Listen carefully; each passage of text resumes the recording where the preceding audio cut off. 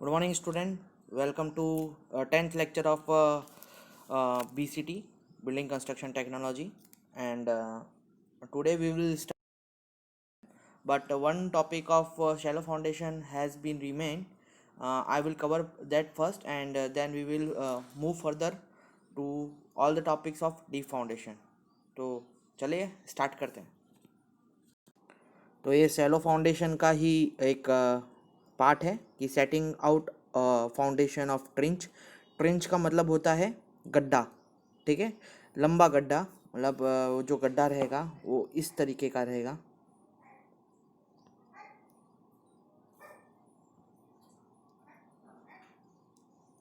इस तरीके का गड्ढा को हम ट्रिंच बोलते हैं. ठीक है, लंबा गड्ढा फाउंडेशन के लिए जो अपन गड्ढा करते हैं ना.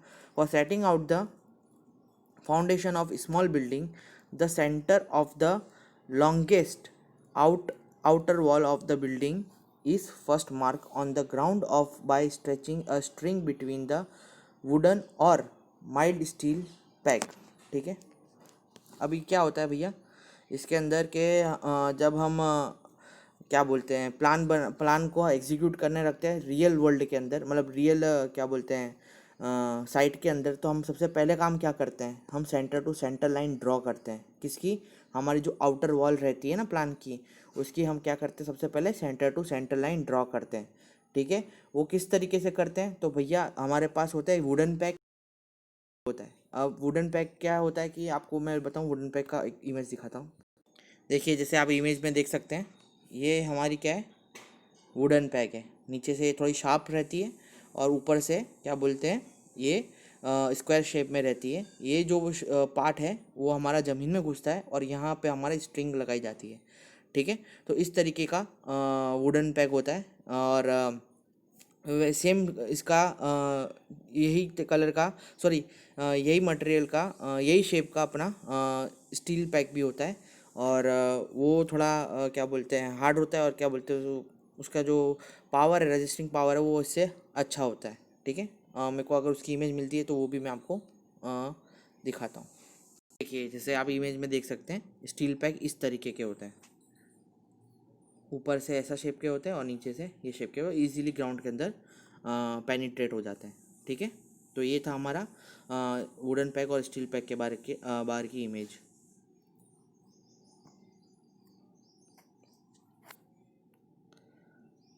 ठीक है, तो हम क्या करते हैं कि भाई ये कर देते हैं कि सबसे पहले आउटलाइन कर देंगे, फिर उसको पैक के अंदर, वुडन पैक के अंदर हम क्या करेंगे, स्ट्रिंग बांध देंगे.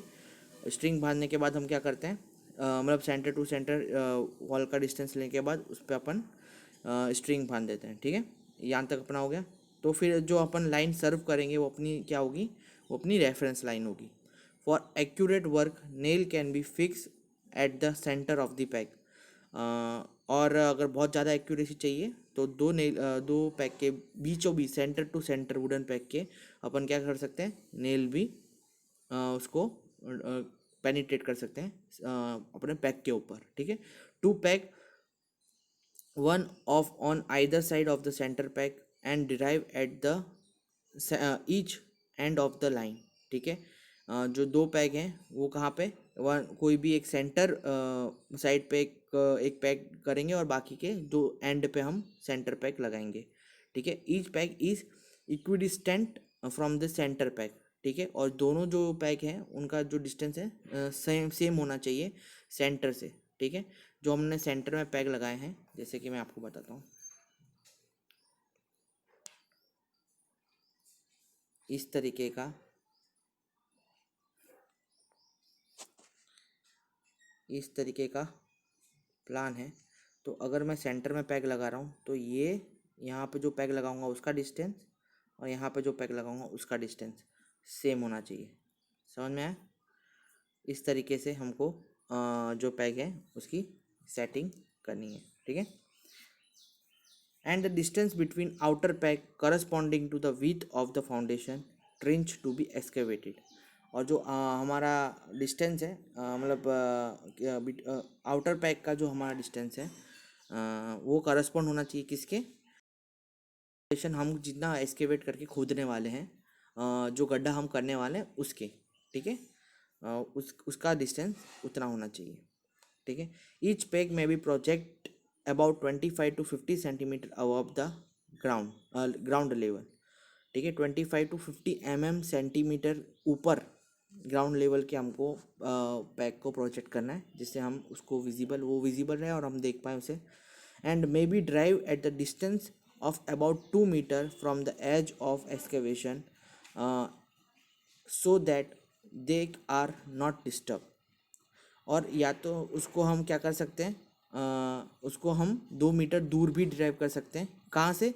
जहाँ से मुझे अपना ट्रिंच चालू करना है, जहाँ से मुझे खड्डा खोदना चालू करना है, उससे 2 मीटर दूर भी मैं जो पैग है वो लगा सकता हूँ, जिससे हमारा क्या होगा, जो एक्सकेवेशन है वो डिस्टर्ब नहीं होगा और पैग वैसा का वैसा हमको रेफरेंस लाइन मिलती रहेगी, ठीक है।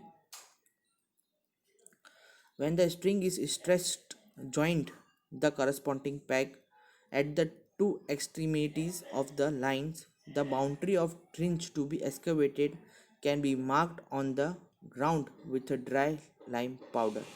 जब स्ट्रिंग खींचेंगे हम दो पैक के बीच में, जो हम डोरी खींचेंगे, डोरी लगाएंगे, उसके ऊपर हमको क्या डालना है, लाइम पाउडर डालना है, ठीक है। लाइम पाउडर डालने का मतलब क्या है कि हमको जो मार्किंग है वो विजिबल रहे, क्योंकि the thickness of a string is very less, due to that the string will be not visible. For that we have to put lime on it, by which we can see the line visibly, okay. The center of line of the other walls, which are perpendicular to the long wall, are then marked by setting out right angle. The right angle can be set out by forming a triangle with 3, 4, 5 unit long. This dimension should be measured with the help of steel tape. अब ये सबसे ज़्यादा site पे पूछने वाला सवाल है कि if you have no equipment, so how will you measure the right angle. अब सबसे पहले मुझे क्या करना रहेगा कि मेरे पास समझो एक लाइन है। अब मुझे कोई यहाँ पे ज़मीन पे, ये ग्राउंड है, ये पूरा ये ग्राउंड है, यहाँ पे एक लाइन खींच के कोई दे देता है, बोलता है मुझे इसके परपेंडिकुलर मेरे को एक राइट एंगल फाइंड करना है, या यहाँ पे मुझे ऐसी लाइन बनानी है जो कि ये राइट एंगल बने, ठीक है। तो मैं किस तरीके से वो लाइन बनाऊँगा, लाइन बनाऊँगा, तो भाई मैं क्या करूँगा, मैं करूँगा जो मेरा यहाँ से, मैं यहाँ से 3 मीटर का डिस्टेंस लूँगा, मैं यहाँ से 4 मीटर का डिस्टेंस लूँगा और इसको मैच कर दूँगा, ठीक है। इसको मैच करूँगा तो ये क्या होगा हमारा 5, ठीक है। ये हमारा, इसको आप नापोगे तो ये अपन को क्या मिलेगा, 5 मिलेगा। तो ये जो हमको राइट एंगल मिल जाएगा। इस तरीके से अपन को ग्राउंड में राइट एंगल फाइंड करना है, ठीक है। किस तरीके से करना है, एक लाइन दे के रखिए, समझो एक लाइन दे के रखिए, ठीक है। इसका मेरे को राइट एंगल फाइंड करना है, तो मैं सबसे पहले एक लाइन खींच दूंगा, ठीक है। पहले यहाँ से 3 मीटर का डिस्टेंस लूँगा, यहाँ से 4 मीटर का डिस्टेंस लूँगा, दोनों को इंटरसेक्ट कर दूंगा, तो मुझे क्या मिल जाएगा, राइट एंगल मिल जाएगा कि नहीं मिल जाएगा, समझ में आया। इस तरीके से मुझे राइट एंगल साइड पे फाइंड करना है। सबसे इजी वे है, कोई भी अगर आपको साइड पे पूछता है कि हाउ टू एंगल, तो आपको इस तरीके से इसको बताना है, ठीक है। Alternatively, a theodolite and prism compass may be used for setting out the right. अब तो भाई थियोलाइट और प्रिज्मेटिक कंपास भी है जो हमको राइट एंगल फाइंड करके दे सकते हैं, पर हमें पता होना चाहिए ये चीज़ एज ए सिविल इंजीनियर की राइट एंगल कैसे फाइंड करना है हमें। Similarly, outline of the foundation trench of each cross wall can be set out as shown in the figure. मैं आपको एक फिगर दिखा रहा हूँ, इस तरीके से जो पैग है हम लगाएंगे, ठीक है। अब सबसे पहले इसके अंदर आपको देखने जैसी चीज़ क्या है वो मैं आपको बताता हूँ। ये है प्लान, ये पूरा का पूरा क्या है, प्लान बना है, ठीक है। अब सबसे पहले हमने क्या किया था कि हमने जो भी सेंटर टू सेंटर, जो ये जो वॉल है इसका सेंटर टू सेंटर डिस्टेंस ले लिया, ठीक है। ठीक है, सेंटर टू सेंटर के डिस्टेंस में हमने यहाँ पे पैग मारा, यहाँ पे पैग मारा, ठीक है। सेंटर पे पैग मारा और यहाँ पे पैग मारा। सिमिलरली हमने ये वाली दीवार पे पैग मारा और इसकी सिमेट्री यहाँ पे। अब यहाँ पे सेंटर पैग क्यों नहीं है, क्योंकि the distance between this two is very less, तो we do not need a centre pack, ठीक है, हम ले सकते हैं। सेंटर पैक काहे के लिए रहता है कि उनको डोरी सीधी रहे, है ना। तो फिर हमने क्या किया, अब यहाँ से हमने सेंटर लाइन ड्रॉ कर दी, यहाँ से हमने सेंटर लाइन ड्रॉ कर दी, यहाँ से हमने सेंटर लाइन ड्रॉ कर दी। सिमिलरली यहाँ से हमने सेंटर लाइन ड्रॉ कर दी, यहाँ से हमने सेंटर लाइन ड्रॉ कर दी। तो हमको क्या मिल जाएगा, इसका वॉल का डायरेक्टली पूरा का सेंटर लाइन मिल जाएगा। अब ये कि ना कह रहा है ये वॉल की एज से 2 मीटर की डिस्टेंस पे रखा है, जिससे अगर मैं यहाँ पे गड्ढा खोदता हूँ, इस जगह पे गड्ढा मैं अगर खोदता हूँ तो मेरा ये जो पैग है वो डिस्टर्ब नहीं रहेगा। कि कभी कभी ऐसा होता है कि मैं सेंटर अपना भूल जाता हूँ, तो मैं ये पैग के द्वारा मैं अपन को वापस से सेंटर फाइंड कर सकता हूँ, क्योंकि एक बार गड्ढा खोदने के बाद हमारे पास कोई लाइन नहीं रहने वाली है, सेंटर लाइन नहीं रहने वाली है, ठीक है। तो मैं ये पैग से अंदाज़ा लगा सकता हूँ कि भाई सेंटर कहाँ पे। इसलिए ये सेट आउट पूरा का पूरा बहुत इंपॉर्टेंट होता है कोई भी प्लान के लिए, ठीक है। जैसे कि आप यहाँ पे देख सकते हैं, यहाँ पे भी किया हुआ है।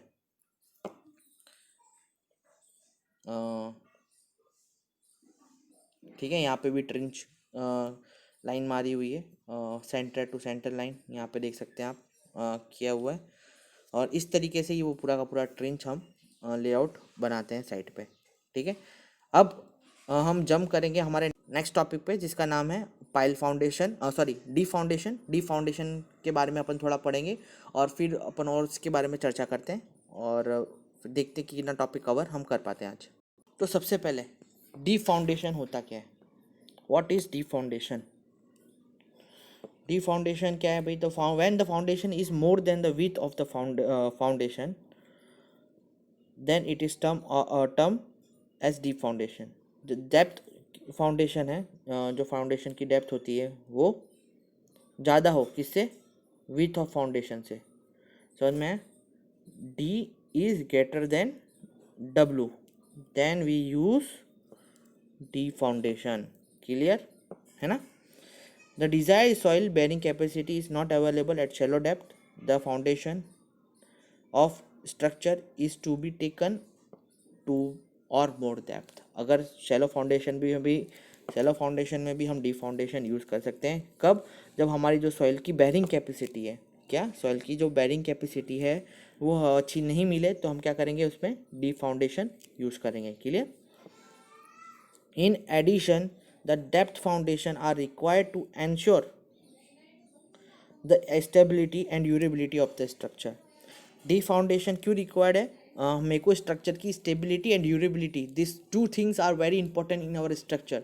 That's why the foundation is very important to apply if the soil bearing capacity of the site is not available properly. और अगर क्या बोलते हैं, हमको क्या बोलते हैं, स्टेबिलिटी अच्छी चाहिए और ड्यूरेबिलिटी अच्छी चाहिए, तो हमको क्या यूज़ करना पड़ेगा, डी फाउंडेशन यूज़ करना पड़ेगा, ठीक है। ज़्यादातर ब्रिज के अंदर हम जो ये है डी फाउंडेशन यूज़ करते हैं, क्योंकि ब्रिज का बहुत लोड हैवी रहता है और वहाँ पे हमको बहुत ही अच्छी स्टेबिलिटी चाहिए और ड्यूरेबिलिटी चाहिए, क्योंकि लाखों लोगों की जान उसके ऊपर डिपेंड रहती है।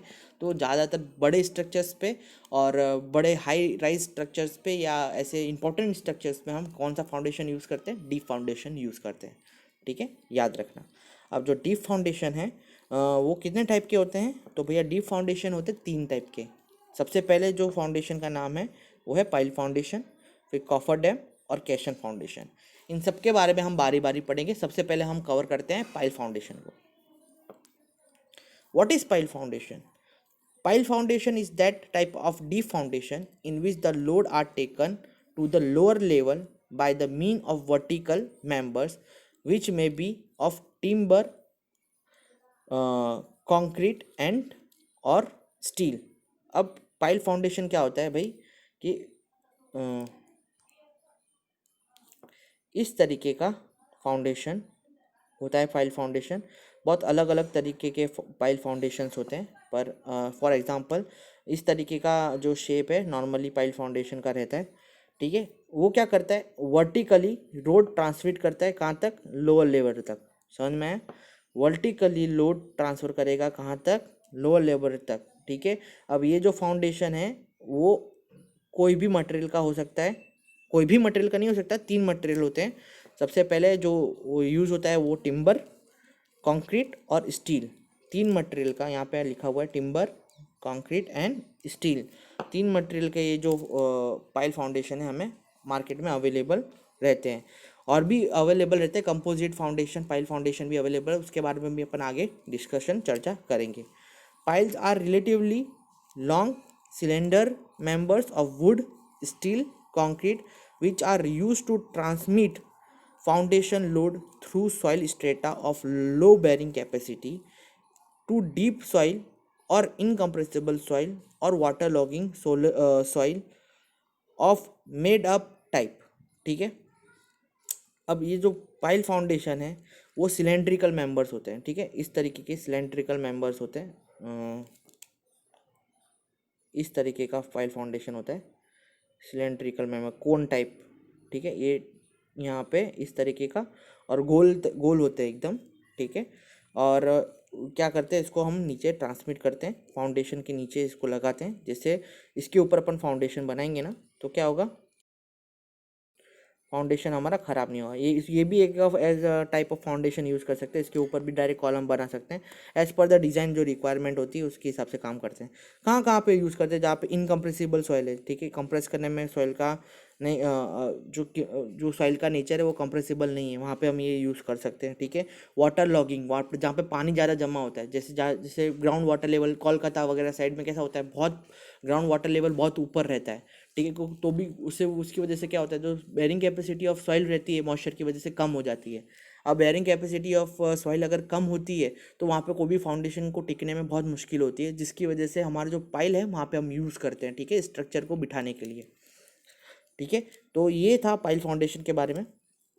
यूज़ ऑफ पाइल फाउंडेशन कहाँ कहाँ पे यूज़ हो सकता है, तो pile foundation are generally used when the simple spread foundation are suitable depth is not possible. मतलब वो जो सिंपल फाउंडेशन जहाँ पे पॉसिबल नहीं होता वहाँ पे पाइल फाउंडेशन यूज़ करते हैं, जहाँ पे अपन को स्ट्रेटम यानी ज़मीन का जो समतल है वो हमको अच्छा नहीं मिलता, जहाँ पे सॉइल बेयरिंग कैपेसिटी अपन को ज़्यादा नहीं है, वहाँ पे अपन क्या करते हैं, ग्रेटर डेप्थ में अपन स्टील स्लोप के पाइल फाउंडेशन प्रोवाइड करते हैं। ठीक है, incompressible soil and water log, ये मैंने आपको बता चुका हूँ, जहाँ पे पानी की मात्रा ज़्यादा है और उसकी जिसकी वजह से सॉइल बेयरिंग कैपेसिटी नहीं सही है, नहीं सही बैठ रही है, तो अपन क्या करेंगे, वहाँ पे पाइल फाउंडेशन यूज़ करेंगे। ठीक है, piles are used for foundation of buildings, terrestrials, bridge, water front installation. ठीक है, इन सब चीज़ों के लिए पाइल फाउंडेशन यूज़ होता है, बिल्डिंग्स के लिए यूज़ होता है, ब्रिजेस के लिए यूज़ होता है, और वाटर मतलब डैम वगैरह में भी ये हम पाइल फाउंडेशन यूज़ करते हैं। ठीक है, the load coming from the structure is very heavy and disturb load on soil is uneven. अब sorry, distribution of load on soil is uneven, जहाँ पे लोड स्ट्रक्चर का बहुत ज़्यादा आ रहा है, जैसे भाई लोडिंग स्ट्रक्चर्स हो गए, ब्रिज हो गया। ठीक है, हाई राइज बिल्डिंग हो गई, फिर क्या बोलते हैं हाई राइज क्या बोलते हैं मॉल्स हो गए, यहाँ पे हम लोग क्या यूज़ करेंगे, पाइल फाउंडेशन यूज़ करेंगे। या तो सॉइल की सॉइल है ना बहुत अनडिस्टर्ब बोले डिस्टर्ब हो, अनइवन हो, जैसे कि अनइवन सॉइल कैसे मिल सकता है कि आपको पता है कि सॉइल इरोजन क्या होता है। ठीक है, एक जगह से दूसरी जगह सॉइल उड़ के जाता है। ठीक है, तो उसकी वो लेयर बनती है। अब लेयर बहुत सालों से एक के ऊपर एक के ऊपर एक के ऊपर एक के ऊपर एक लेयर बनी हुई है, पर सबसे जो नीचे वाली लेयर है वो ही अनडिस्टर्ब है। ठीक है, वो जो डिस्टर्ब है, उसकी वजह से क्या हो सकता है कि कभी भी लैंडस्केपिंग हो सकती है।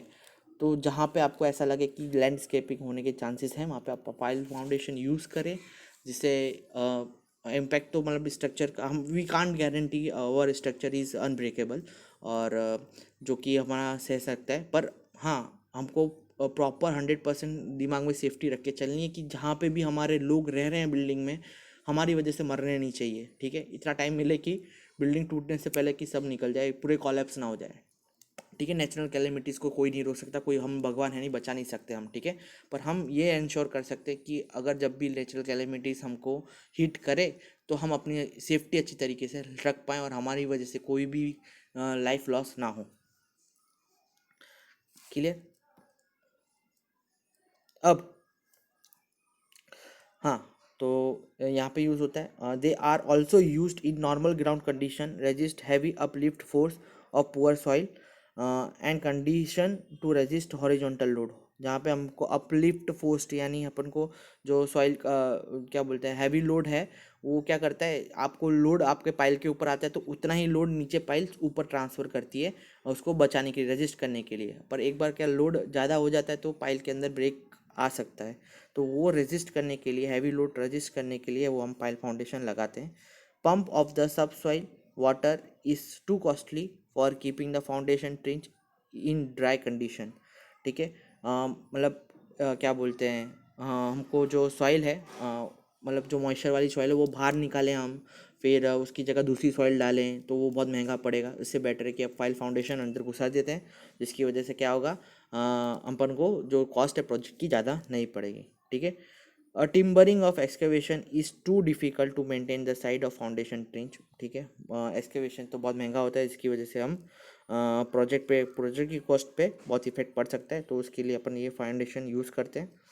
They are also used for structure in the area where the canal, deep drainage lines etcetera are to be construct near future.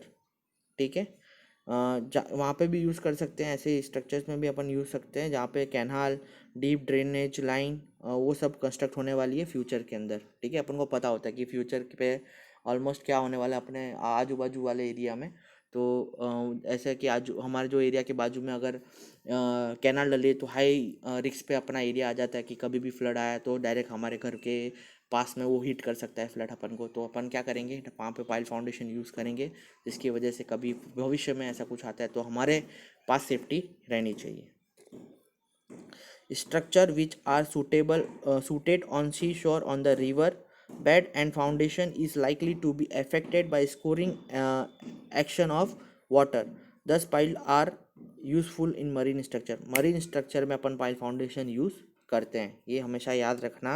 Marine structure वहाँ पे अपन फाइल फाउंडेशन यूज़ करते हैं, क्योंकि मॉइस्चर के अंदर जहाँ पे मॉइस्चर होगा सॉइल बेरिंग कैपेसिटी कम होगी, सॉइल बेरिंग कैपेसिटी कम होगी तो हम क्या यूज़ करेंगे, पाइल फाउंडेशन करेंगे। हैवी वेव को सहन करने की क्षमता पाइल फाउंडेशन के अंदर है।